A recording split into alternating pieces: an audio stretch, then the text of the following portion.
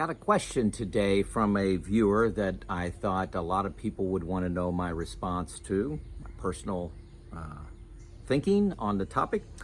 Is it possible to be too safe with your retirement investing?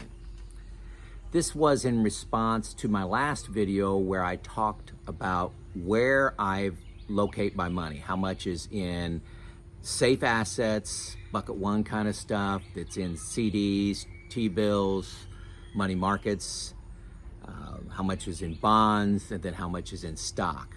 And great video, I'll link it at the end here. I thought it was a great video. But so the question was, gosh, Joe, you got 10 years of expenses in safe assets. And that's not 10 years of my full expenses. That's expenses that I need to come from my investments. I got some money coming from a pension, $16,000 a year.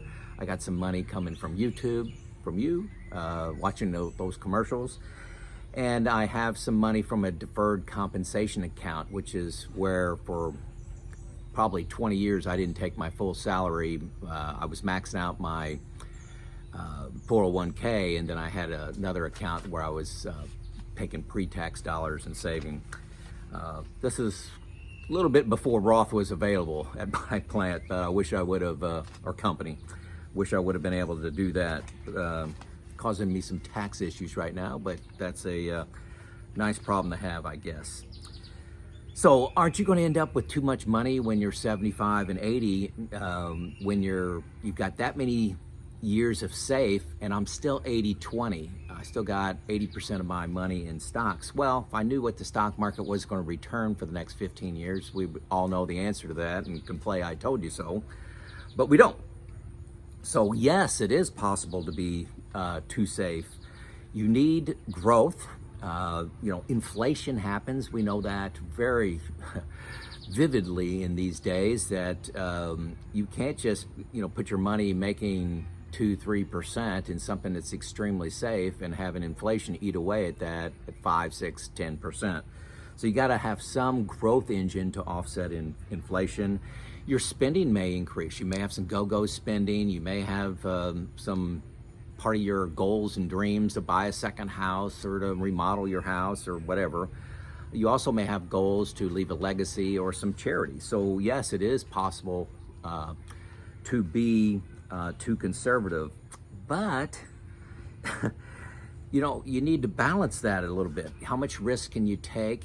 I just I captured some notes here on recent bear markets and the recovery time after those bear markets.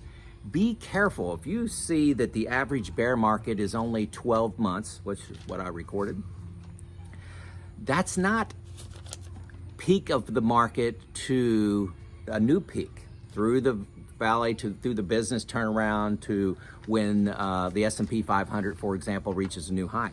That's just the bear part of that. How long is the recovery to get back to new highs? Well, on average, that's 32 months or 3 years. So you may say, as an investor, I just need 3 years of safe because that's the average. Problem is, we don't live in averages. Let me give you a couple examples. 2002 was the low from the dot-com bubble burst. The bear market portion of that lasted 31 months. The recovery was 56 months, 7 years. Okay, so that wasn't too long ago in my memory. I remember that vividly. Another one that was just right on the heels of the dot-com came the great financial crisis. The new low was in 2009. The bear market was 17 months. The recovery took 49 or 5.5 years. Another one in 1974 was a low, 21-month bear, 69-month recovery, 7.5 years. Let's see, 1970, 17-month bear, 21-month recovery, 3 years. So how lucky am I going to be? That's how I look at it. There were 2 examples in the last, let's say, 50 years that were over 7 years. So how lucky am I planning on being? So will that be the worst? So I can put 10 years in there and be safe. Yes, there are situations where I may have too much money, but there's also situations where I could burn through that. Okay, so it's a personal decision on that risk. I'm 80-20, but you may decide to be 50-50. That's not a right and a wrong answer. It's what's right for you. What can you afford? What fits with your personality as far as stress? You want to be able to sleep at night and still spend money. You want to retire and not worry every day about money. What is that cushion you need? I started out with 6 years, and due to some nice returns, I was able to go to 80-20. I was 90-10, but the great bull market that we've been in allowed me to shift some to be even safer than when I retired. So I was at 6 and now closer to 10. I keep coming back to the Josh Scanlon quote. If you won the game, stop playing. Think about American football. When a team is up by 3 touchdowns and there's 8 minutes left on the clock, you don't need to score anymore. You just need to run the ball up the middle, eat up some clock, don't give up big gains. Yeah, you may not win by 3 touchdowns, you only win by 2. You need to play a little defense, okay? And if you're not retired, you may not understand this. You may be at 100% stock and saying, I'm gonna go all the time, I wanna win, win, win. Once you retire, you're gonna get more conservative. I did, and I'm passing that message on to you. I had 100% stocks 5 years before I retired.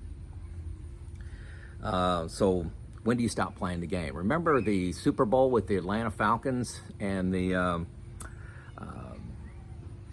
New England Patriots?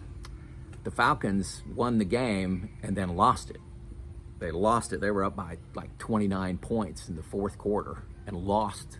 All they needed to do was run the ball up the middle and play clock management instead of trying to score. They would have won that game. Let's see. Sleep at night. What can go wrong? Like I said, twice in the last 50 years, we've had 7-year bear market to full recovery. Over 7 years, twice. Is 10 unrealistic? Can it happen? A lot of people are predicting huge problems with the budget deficit here in the United States. We're at 34, 35 trillion. It probably changed since I started making this video. How catastrophic will that be when there's a great reset? Will there be a great reset? I'm not predicting doom. I'm just prepared for something pretty ugly, and that allows me to have a retirement that I enjoy, where I don't stress about money. I'm able to do everything on my bucket list, and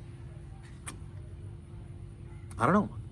That's where I'm at, but it's a personal decision how much you have. It is possible to be too safe. Yes, it's also very possible to be too risky and have a recency bias and say the stock market only goes up. If you just look from 2010 to 2024, you'll say, gosh, you're silly. And I get these comments. You're stupid, Joe, for not being 100% stock. Stock market always goes up.